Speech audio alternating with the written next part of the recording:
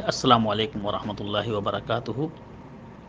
حضرت عبداللہ رضی اللہ تعالیٰ عنہ حدیث کے راوی ہیں، کہتے ہیں کہ قال رسول اللہ صلی اللہ علیہ وسلم، نبی کریم صلی اللہ علیہ وسلم نے ارشاد فرمایا، اذا کنتم ثلاثۃ، جب تم 3 آدمی ساتھ میں ہو، فلا یتناجثنان دون صاحبہما،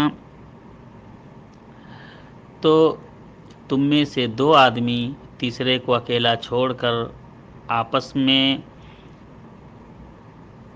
کانافوسی اور سرگوشی نہ کریں۔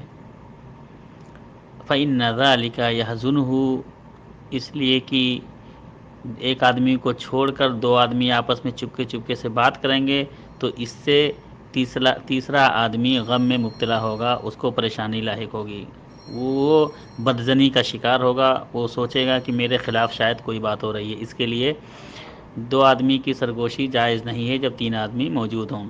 یہ حدیث ابن ماجہ کی ہے اور سند کے حساب سے صحیح ہے۔ البانی اور شیخ البانی اور دوسرے ائمہ نے اس حدیث کو صحیح قرار دیا ہے، اور اسی طرح کی حدیث صحیح مسلم میں بھی موجود ہے۔ السلام علیکم ورحمۃ اللہ وبرکاتہ۔